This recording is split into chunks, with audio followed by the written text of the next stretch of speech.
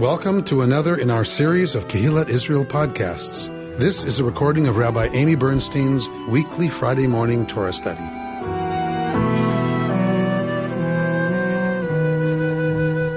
For those of you who know the Joseph story, you know the Joseph story, you'll know exactly where we are. For those of you who don't know the Joseph story, go rent the movie with Ben Kingsley. It's really awesome.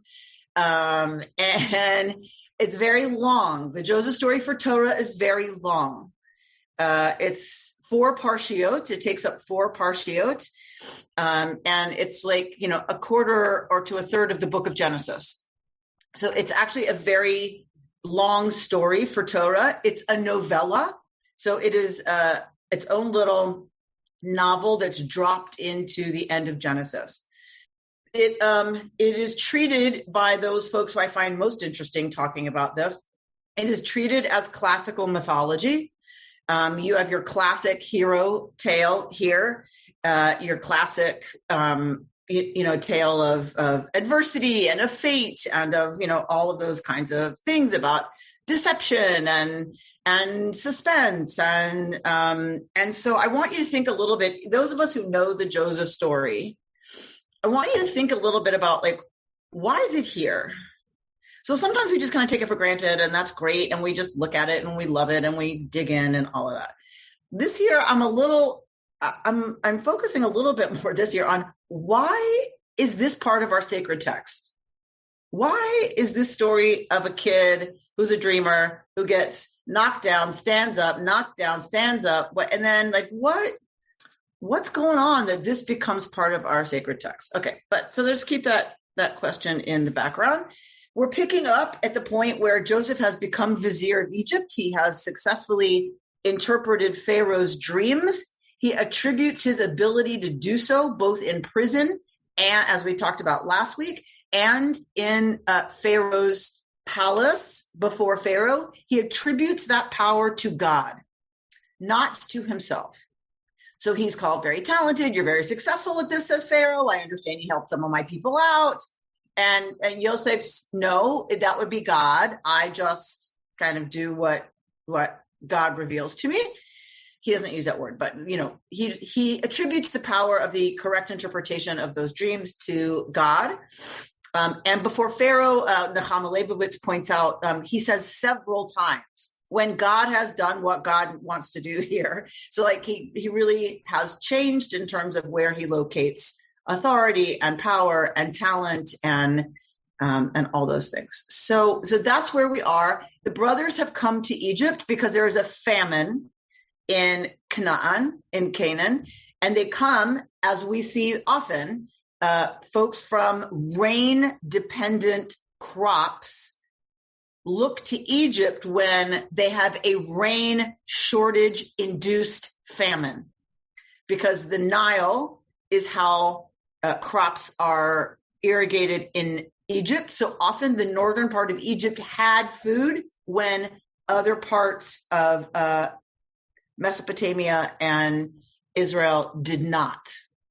So this is very common, actually, that folks would come as itinerant workers, or they would come to purchase grain. And what really struck me this time was this kind of okay, well, they're going to go buy food. Why is that such a big deal?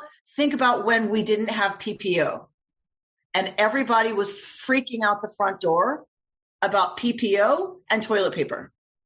It was a big deal if you knew where to get PPO or toilet paper, right? At one point during this crisis. So now imagine that's going on and it's even worse than PPO or toilet paper in that you might not survive, right? And you don't know where to procure food in your country. That is a massive scare for any family and any clan. And now Jacob has a lot of people. Remember, he's a sheikh.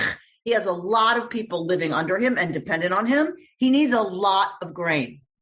He needs a lot of provisions. He needs a crap ton of PPO to keep his people safe.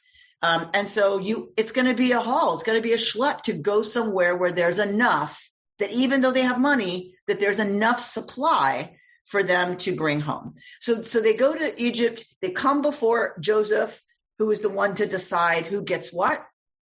And He has welcomed foreigners. They must know this or they wouldn't have bothered to go. So that says something about Joseph, that he has welcomed foreigners into Egypt and is giving them provisions, grain provisions. Now, you can decide that's a great idea. We love Joseph for that. He's our hero. Or we know what happens at the end of the story is that everyone is enslaved because there's not enough grain. And Joseph essentially enslaves the entire population. They're impoverished. And so was it a great idea to welcome foreigners and give them grain when Egyptians didn't have enough by the end? Okay. Again, relationship to power, relationship to control of resources. It's really complicated in the Joseph story. We forget that because we want him to be our hero and the rabbis love him. But it's a really, if you look closely, it's a complicated relationship to power. So that's where we are. Yosef knows that these are his brothers. The brothers do not know it's Yosef. Obviously, they do not expect to be meeting a Hebrew who's the second in command of Egypt. He is dressed Egyptian. He is wearing Egyptian clothing. He has taken an Egyptian name. His head is shaved. Like everything, he looks from the outside Egyptian. And so they have no reason to suspect he's anything other than Egyptian. There's a long conversation in the commentators about how could they not have known. We could spend time doing that, but let's do this first. All right, so let's just get to the actual text. So so this is the moment that Joseph recognizes Benjamin. Now remember, it's been decades. It's been a really long time. Benjamin surely has changed, but he recognizes him. He knows these are the brothers. It doesn't take, a rocket scientist to figure out which one is Benjamin. So Vayar Yosef itam et Binyamin. So Yosef sees Binyamin, his only full brother among the brothers. And he said to his house steward, take the men into the house, slaughter and prepare an animal, for the men will dine with me at noon. The big meal of the day. The man did as Joseph said, and he brought the men into Joseph's house. But the men were frightened, meaning the brothers, at being brought into Joseph's house. It must be, they thought, because of the money replaced in our bags, the first time that we have been brought inside as a pretext to attack us and seize us as slaves with our pack animals. Remember, they came down for food. Joseph has his people put the money that the brothers paid back in the sacks of grain. So they think that he thinks they stole from him. And remember, the condition for them to come back and get more grain, if they should run out, which they did, was that they bring Benjamin with them. And Joseph keeps Simeon as a hostage. So they've come back. Now they're being invited into the house. So they don't know why they're being invited into the house to dine with this important Egyptian official. Each really high-ranking Egyptian official would have had a private prison in their home, in their palace, in their estate. They would have had a private prison in the cellar. So it's possible that the brothers think they're being brought in, not to his house, but they're being brought into Joseph's own private prison because they stole from him. It's a personal affront. He would have every right to lock them up in his house and enjoy it. So they went up to Joseph's house steward and spoke to him at the entrance of the house. If you please, my lord, they said, we came down once before to procure food, but when we arrived at the night encampment and opened our bags, there was each one's money in the mouth of his bag, our money in full. So we have brought it back with us. And we have brought down with us other money to procure food. We do not know who put the money in our bags. He replied, all is well with you. Do not be afraid. Your God, the God of your ancestor, must have put treasure in your bags for you. I got your payment. And he brought Simeon to them. All right. So Joseph clearly has set all of this up, right? He's told the guys, put the money back in their sack. They're freaking out. They confess that they had the money, but they brought it with them and more money. They weren't trying to rip anybody off. They're not thieves. And the steward says, not a problem. Look, your God must have worked some magic for you because I received your payment in full. So the brothers have to be a little confused at this point.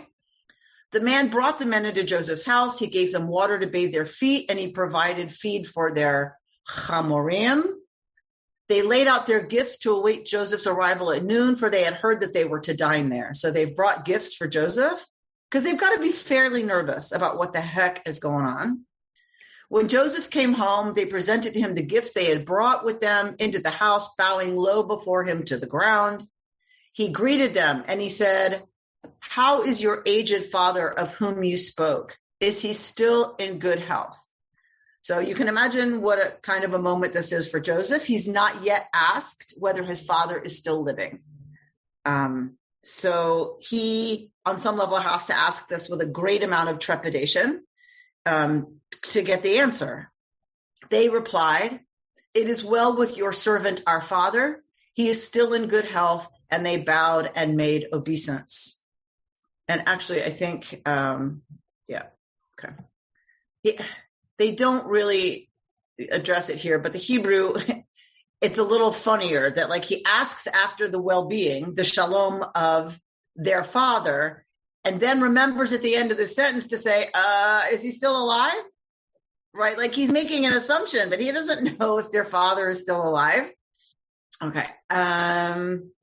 Looking about, he saw his brother Benjamin, his mother's son, and asked, "Is this your youngest brother of whom you spoke to me?" And he went on, "May God be gracious to you, my boy." With that, Joseph hurried out, for he was overcome with feeling toward his brother and was on the verge of tears.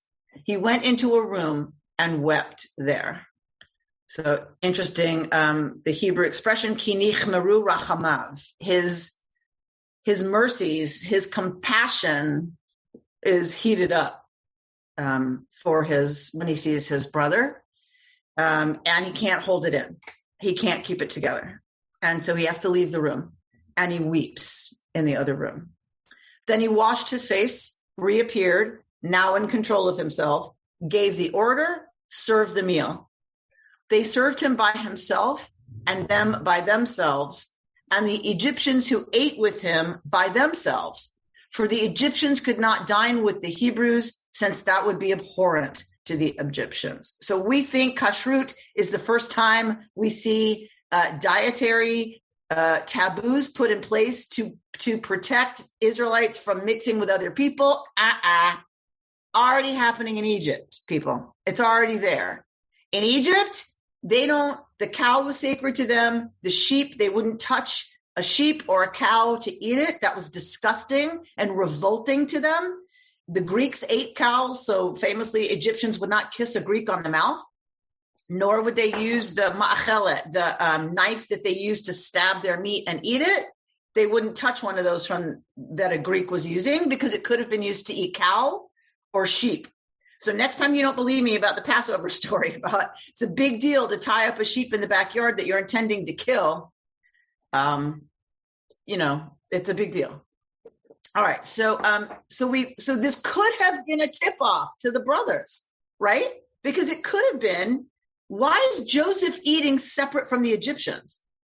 Maybe he's in a different room and they don't know that, but he's sitting by himself, Joseph. Because he can't eat with the Egyptians, because they won't eat with him. They know he's a Hebrew.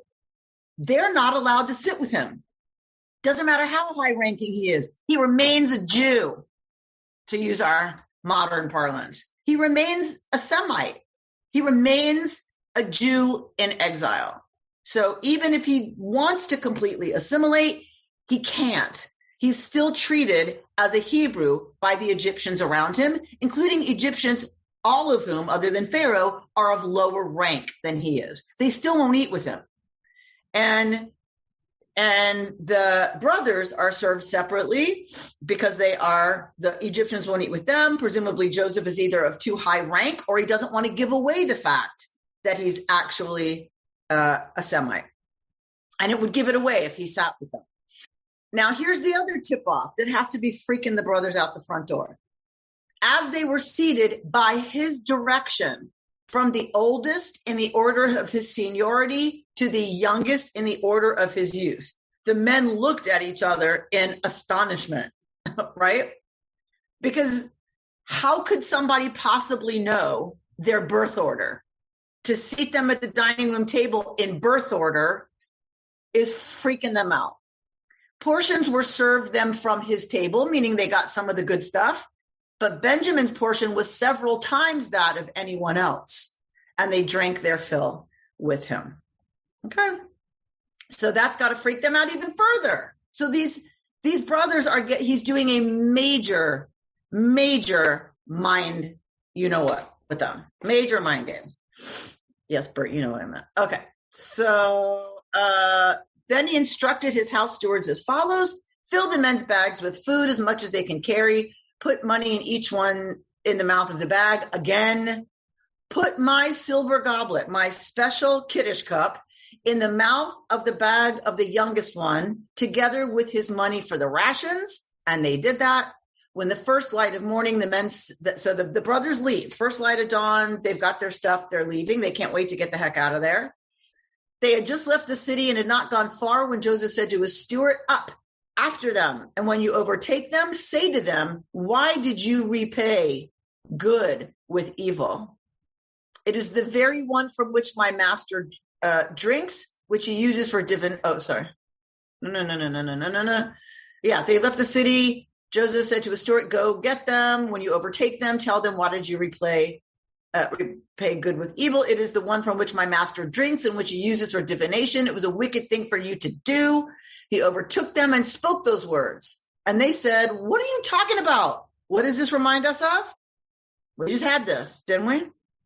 Something gets taken and somebody says, yeah, Lee's trying so hard. But Rebecca and Laban. All right, excellent. So, Lee, I know you knew it. And Pam knew it. Right. So Rivka takes Rachel takes the trafim from Laban's house. And then he comes after them saying, where the heck are my trafim? And they all are like, what are you talking about, trafim? So that's exactly what's happening here, except this time Joseph has set it up. So they're like, what are you talking about? We wouldn't do such a thing. Just like Yaakov, they don't know what's happening. And they're a bit outraged that they would be accused of such a thing. Here we brought back to you from the land of Canaan the money that we found, meaning we found money. We could have just stayed home. And we're honest. We brought back the money we found in our sacks. Why would we steal from your master? Again, echoing exactly what happens with Yaakov. This is what you say when you're innocent. Yaakov and the brothers say, if it's found in one of our possessions, that person shall die. And the rest of us will become your slaves. He replied, although what you're proposing is right, only the one with whom it's found shall be my slave. The rest of you shall go free, because he knows he's framed Benjamin. So each one hastened to lower his bag. Each one opened his bag. He searched, beginning with the oldest and ending with the youngest, and the goblet turned up in Benjamin's bag. At this, they rent their clothes. Each reloaded his pack animal, and they returned to the city. So they tear their clothing as a sign of mourning, because it means Benjamin's lost. He's gone. And they have to go back to the city, because presumably they said, execute him, and the rest of us will be your slaves. When Judah and his brothers re-entered the house of Joseph, who was still there, right? Because remember, Joseph has his stewards say all of this and act all this out. They throw themselves on the ground before Joseph. Joseph said to them, what is this deed you have done? Do you not know that a man like me practices divination? Meaning you took my divination cup. Judah replied, what can we say, my Lord? How can we plead? How can we prove our innocence? God has uncovered the crime of your servants. Here we are then, slaves of my Lord, the rest of us as much as he in whose possession the goblet was found. Judah is the one who speaks up. Judah, let's remember what happened in the middle of all this other stuff. Remember Tamar? Remember that whole business? He's supposed to give Tamar his sons. He dies in being engaged to Tamar, married to Tamar. Other son, dead now. He won't give her the third son. She wants a child. She's owed one because there's another male son. She seduces Judah. She successfully becomes pregnant by Judah. He thinks she's a prostitute. When he finds out she's pregnant because she's betrothed his third son, even though he won't give her his third son, she's just kind of in this state of betrothed limbo. He calls for her to be burned. He calls for her to be dragged out and burned publicly. And then is humiliated when she produces his driver's license. This is the man I'm pregnant by. Judah has changed. So I always hold that now with seriousness when we look at this moment for Judah. Judah has been through a lot. Judah understands what it is to lose a son. He's lost two and almost killed his own son, sort of grandson's kind of Alabama-ish, but his son, that's also his grandson. I don't know. So anyway, far be it from me to act thus. Only he in whose possession the goblet was found shall be my slave. The rest of you go back in peace to your father. All right. So he has framed Benjamin. He is, of course, as we know, setting up circumstances to test whether or not the brothers will behave the way they did with him. The other beloved son of Rachel, the only other son of Rachel and Jacob, his full brother. Possibly Benjamin is favored. We know he is because Jacob kept him home. Joseph had to ask specifically for him to be brought down. So we know that Jacob treasures Benjamin. We know he's a favorite. So now Joseph knows that too, because he was withheld. And they said, it'll kill our father if something happens to Benjamin. So now he's taken the favorite, seeing, will they do and behave like they did with him when he was the favorite? What are they going to do? He said, you may go, but I keep this one. What are they going to do? So this is how Joseph has set in motion a way to decide what it is he wants to do vis-a-vis his brothers, whether or not he wants to come out, what he wants to do to them, how he wants to deal with them. And what I'm very aware of in reading it this year, for some reason, I don't know why, in thinking about why is this story here, what's interesting to me is that Joseph could have taken revenge right away. He's the vizier of Egypt. He could easily have poisoned their grain, right? He could have thrown him in a pit and said, nanner, turnabout is fair play, guys. He could have done anything. What stops him from doing that? And in several places, the word jumped off the page when I was reading commentaries this year on the story. Like several places, the word longing leapt off the page to me out of the commentaries. That Joseph is the consummate outsider. He was an outsider in his family. Then he's literally an outsider because now he's a slave. And now he's taken into a foreign land where he's for sure an outsider. But he rises to the inside of the system of power in that country. And yet the Egyptian officials won't eat with him because he's a Hebrew. He's still an outsider. And he marries the daughter of a priest, sound familiar, of Egypt, and takes an Egyptian name. He speaks fluent Egyptian. And yet he doesn't kill his brothers right away or send them off or come out to them.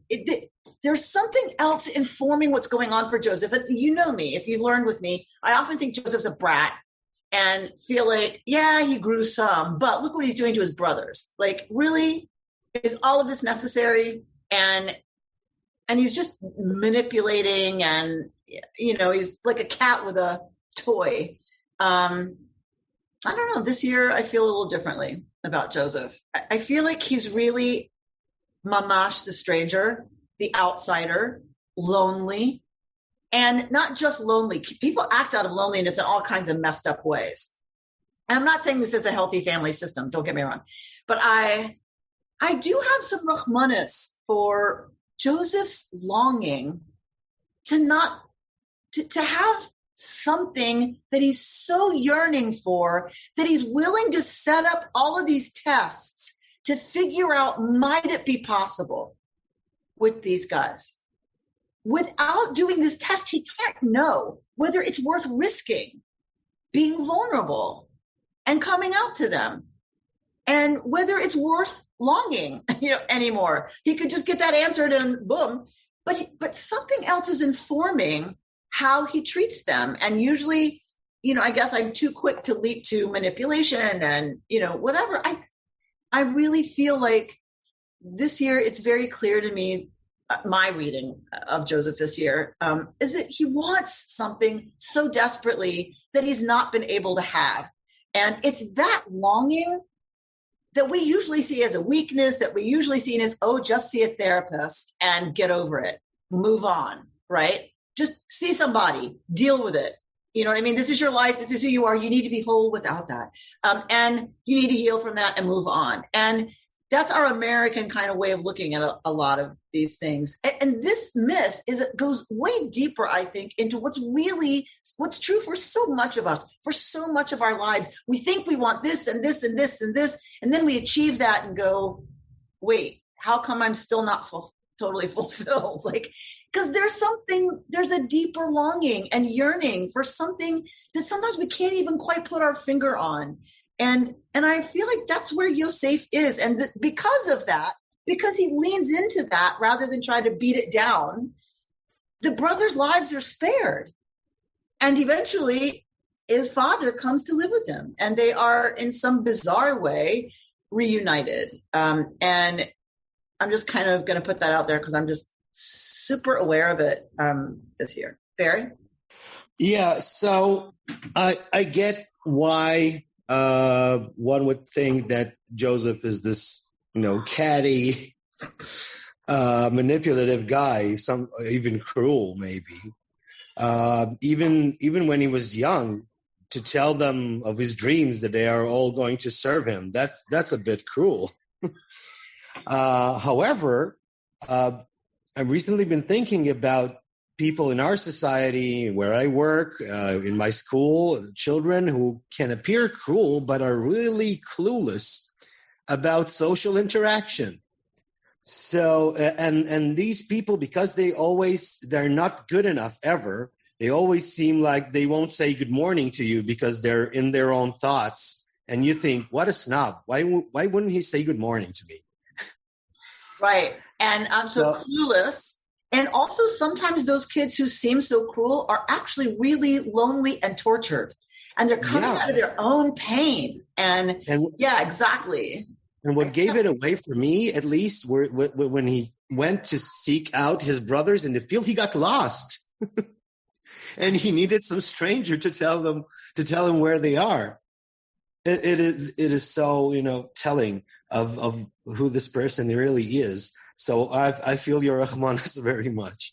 Yeah, that possibly he was such a brat to them and bragging about his dreams, like you said, out of this inferiority complex. That they don't include him, they don't take him seriously, they resent him because of how Jacob dotes on him, and just because he's Rachel's son, not because of anything he does, and they get overlooked. And I totally feel that this year looking and my final point would be that I think these types of people, one of their coping mechanisms is to observe humanity, to observe how people treat each other and act, and they copy what they see, and they don't do it instinctively, but they copy what others do.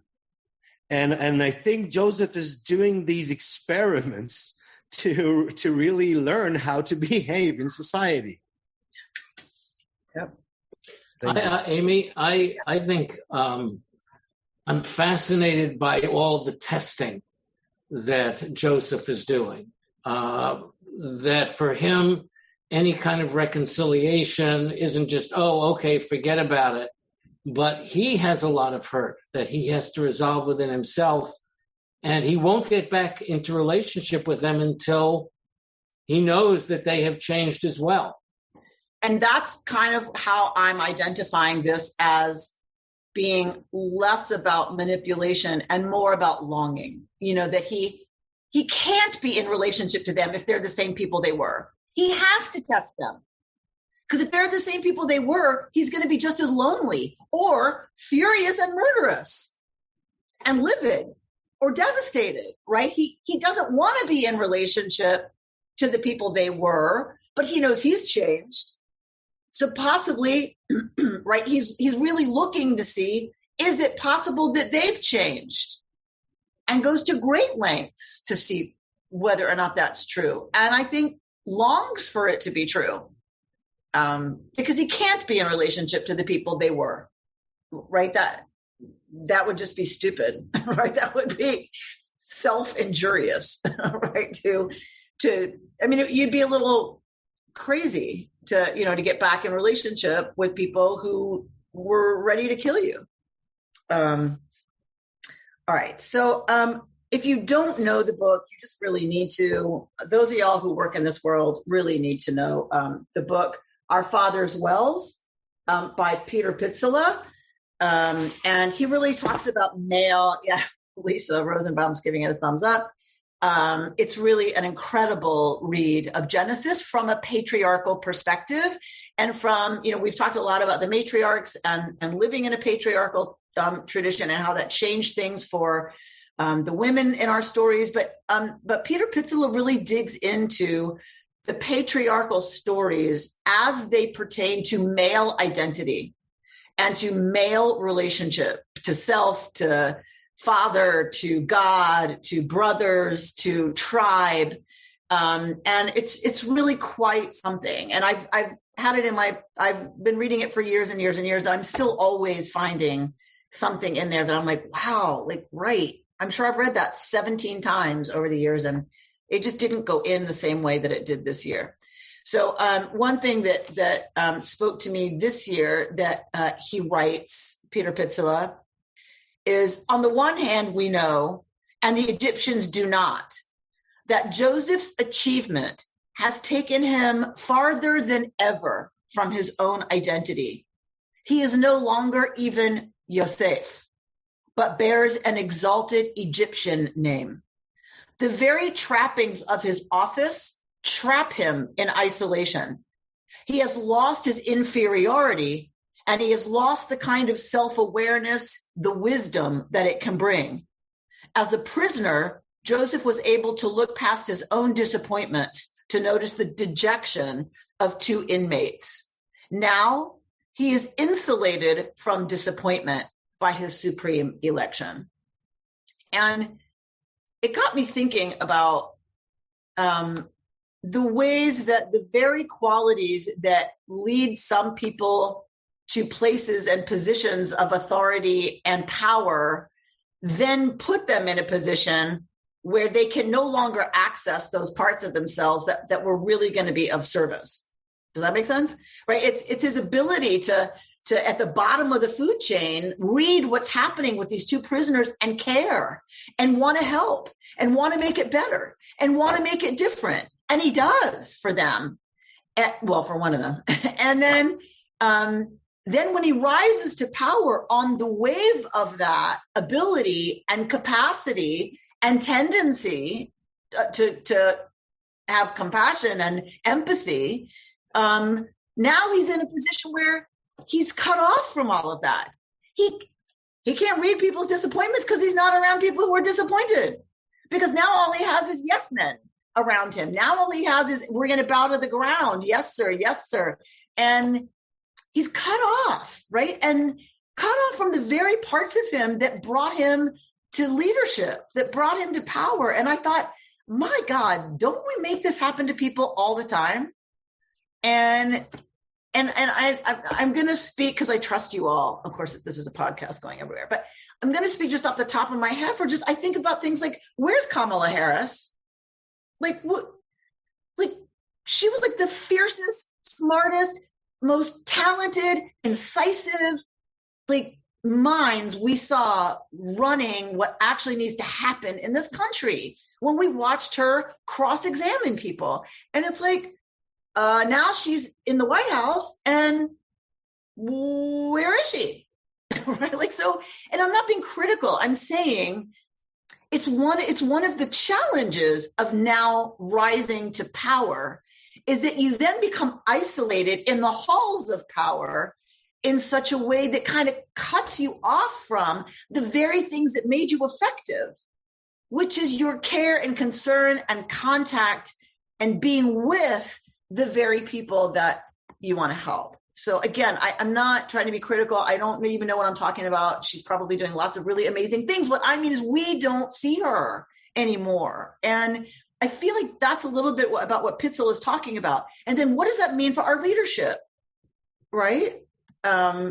Is that they're then cut off from the things that inspired them to take on leadership responsibilities, was empathy, sympathy, compassion, a real understanding of people's pain and what they're going through. And that's what fueled them. That's what the reward for them was about getting to fix that. And now, so I guess what I'm saying is it's another level and another layer for me of Joseph's loneliness, possibly, is that there's no cupbearer and baker to talk to help, to serve. He's alone in a palace with a bunch of officials and completely cut off from real people and regular people. And how lonely that must be. That's what Pitzel is pointing out, right? That it's taken him away from himself, his own identity, his own personality, his own way of working in the world. And that has to be super lonely, even as he has achieved the greatest success one could imagine, right? Amy? Yeah. Amy?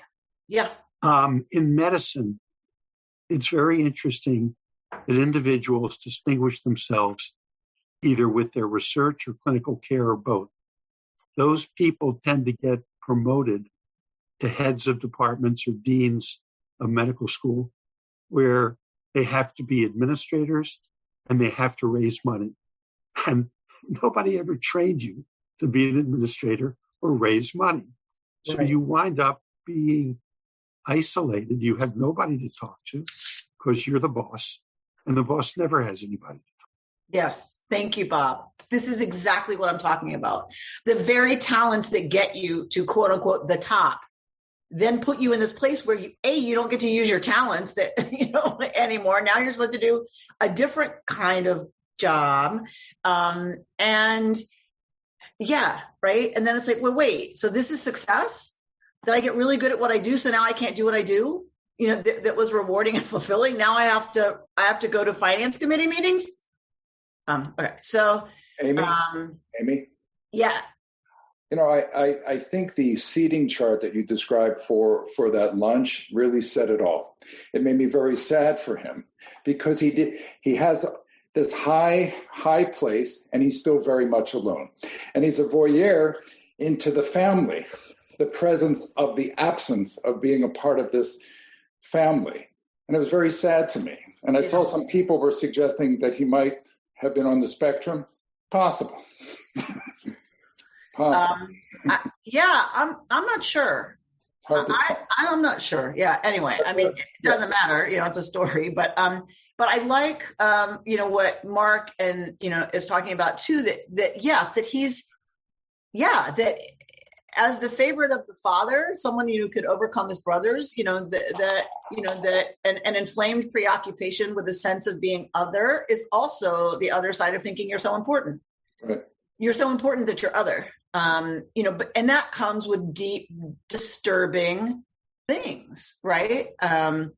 But yeah, Richard, to what you're saying, it's like he's a voyeur and he knows it. He has no family. He's married to Asnat and has 2 sons, Ephraim and Manasseh, but he names them, right? I have forgotten all of my, family of origin and all of that stuff and all of that mishigas and all of that suffering.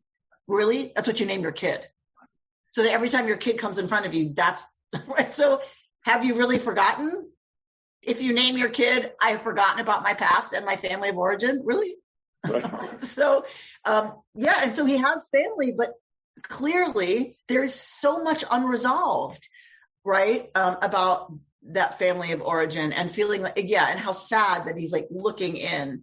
And Richard, more to your point, he's looking in to his brothers having changed to be people who care about each other and who care about Benjamin It's even more, yes, love that it's even more poignant that they care about Benjamin and they didn't care about him.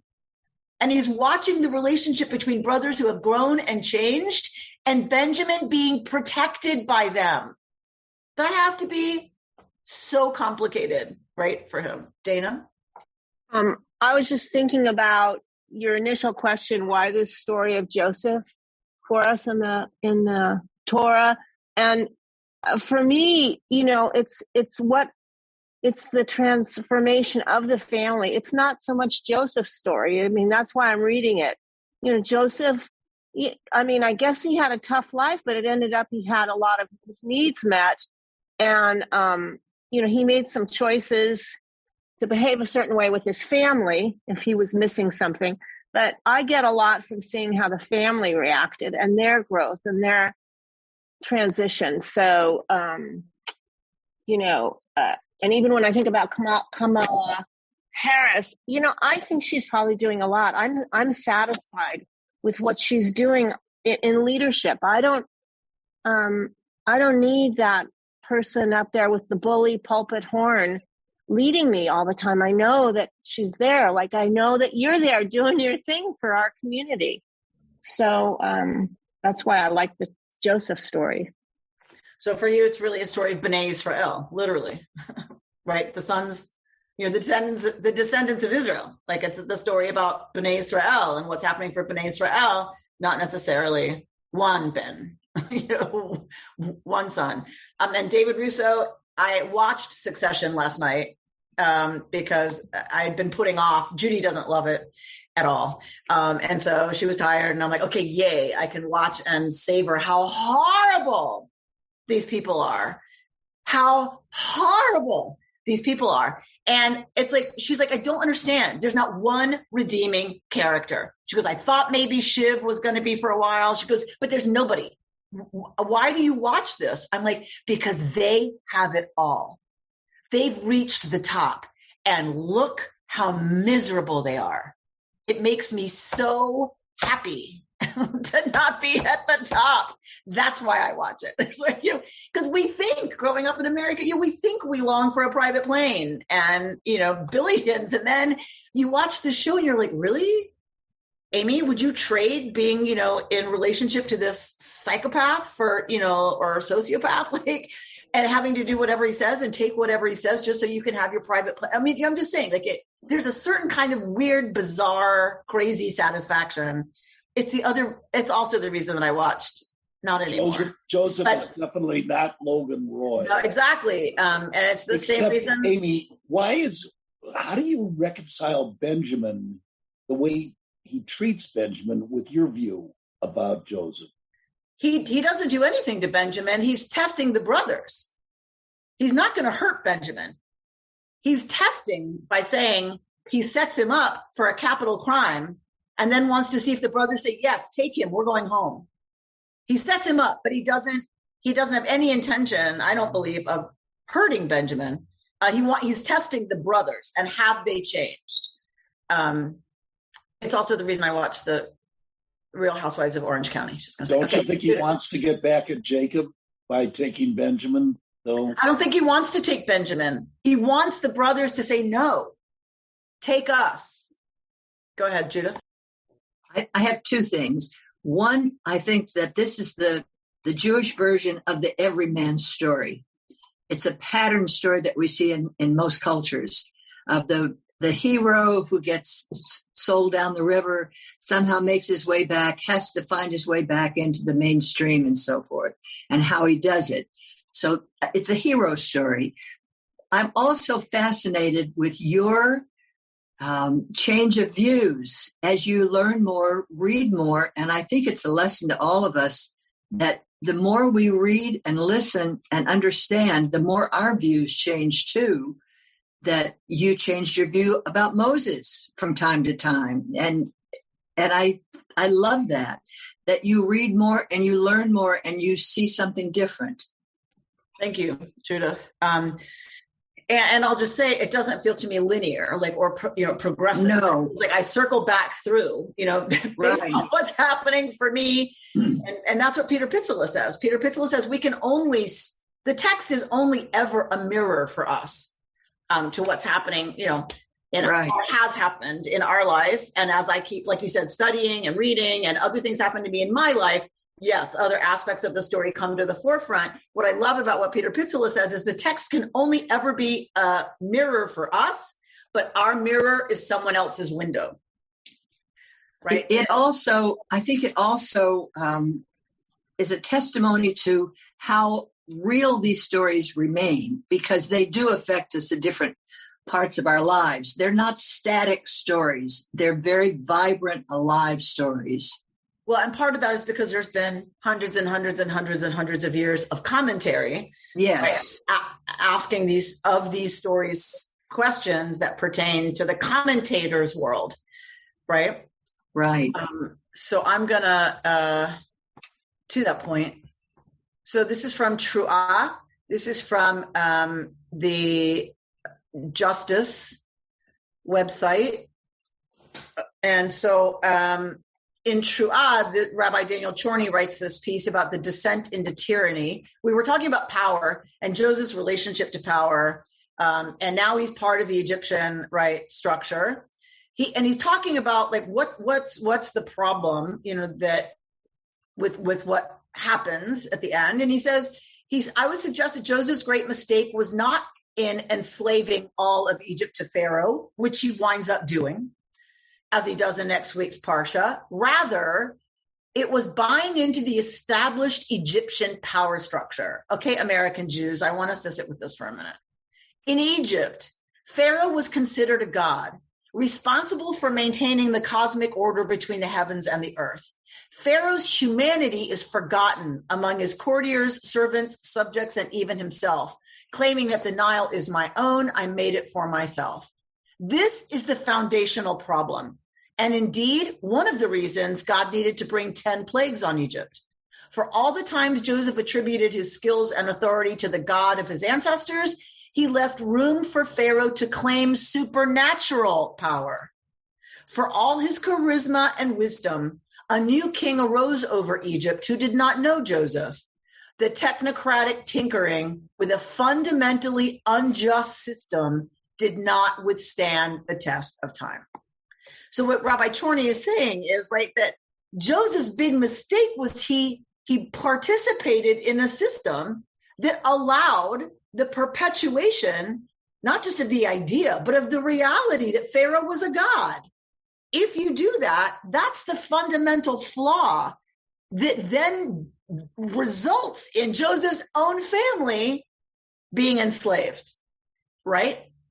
And it led me to wonder, what is the fundamental flaw that we confront as a society, that we in some ways suborn, that we in some way participate in perpetuating and not challenging enough, right? Things that come to mind for me are individualism, right? That the only thing that's important is the individual and freedom from. You can't tell me what to do, not freedom to, right? Freedom from. That is an American flaw that says, you can't tell me I have to get a vaccine.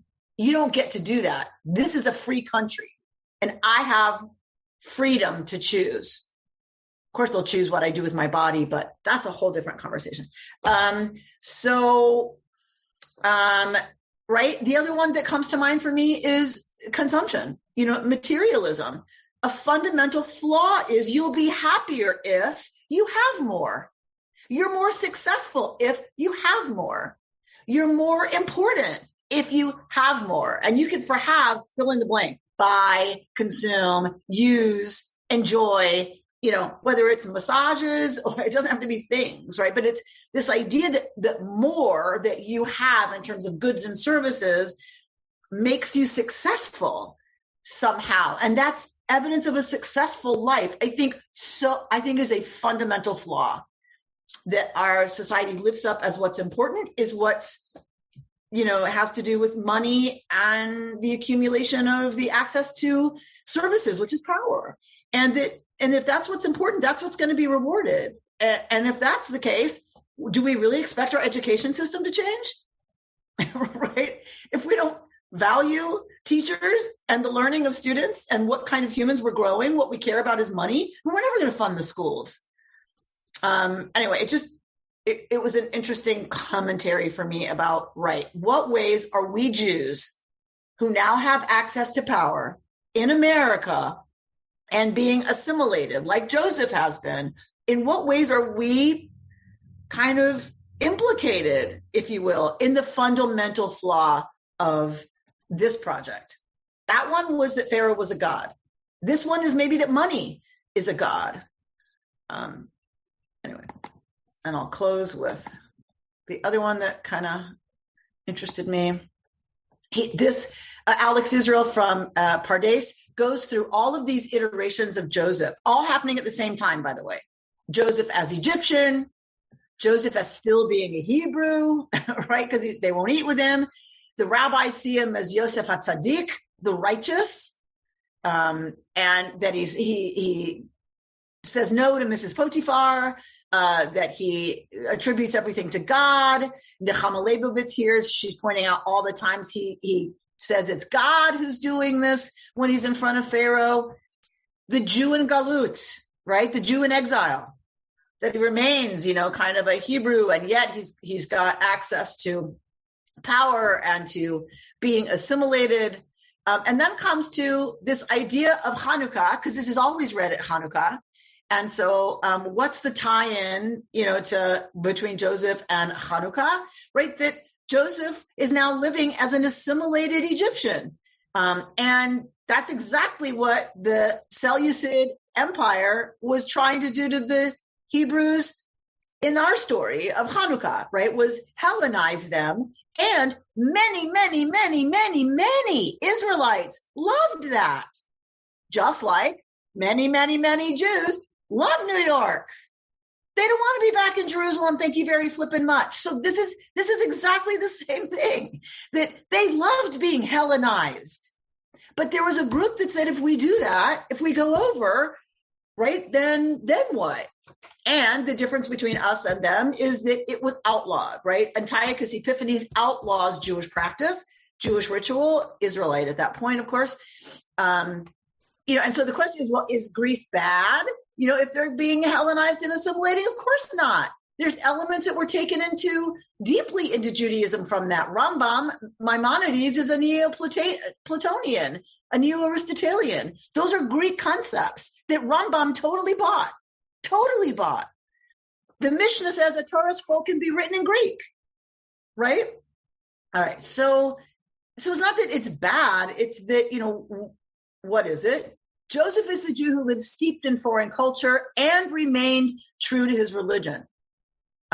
He keeps thanking God for this and acknowledging God for that, not Ra, not Pharaoh, not Isis, but Yahweh. Joseph is the person who knows how to take Greece, absorbing what it offers him, but still retaining his Jewish identity. He knows what to take and what not to take. He is critically selective. He knows how to adopt those aspects of a foreign culture that are beneficial to a person, to a society, and he can identify and reject those aspects that are antagonistic and corrosive to the Jewish way of life. In a way, Joseph always remained an enigma to his brothers. His brothers remained rugged sheep farming Canaanites. Joseph never fully became part of the family. He is treated with a certain distance and wariness by his brothers. He tragically remains an outsider. But for us who live in a world of other cultures, Joseph's message is crucial. His path is a difficult one to tread, but tread it we must if we are to create a harmony between our faith and the culture of the Western world. We have to know what to adopt and what to leave aside. In that way, we too may live up to the legacy of Joseph. So I will close with that message of Hanukah, that yes, we are assimilated, and hopefully what we do is take the best of the culture around us, and that includes in Israel Berry, take the best of the cultures, right, that we're exposed to, and incorporate the best of those, and do that Jewishly, like figure out, and what do we need to reject of the cultures that we are influenced by and participate fully in. And I think that truly is the path, whether we live in Galut, whether we live outside of the land of Israel, but Israel's no longer separate from the rest of the world and is deeply, as we know, impacted and influenced by the culture of the West. And so I offer that for Hanukah. May we have the courage and the insight and the creativity and the strength and the intelligence, and I mean deep intelligence that lives in the heart and the mind to figure out what we need to take, where we need to lean fully into this wonderful, amazing culture that we are blessed to be a part of, and where do the Jewish parts of us need to be critical, and in what ways do we want to remain Jewish in a way that's different from the culture that surrounds us. You've been listening to Rabbi Amy Bernstein's Friday morning Torah study from Kehillat Israel in Pacific Palisades, California. For more information, go to our website, www.ourki.org.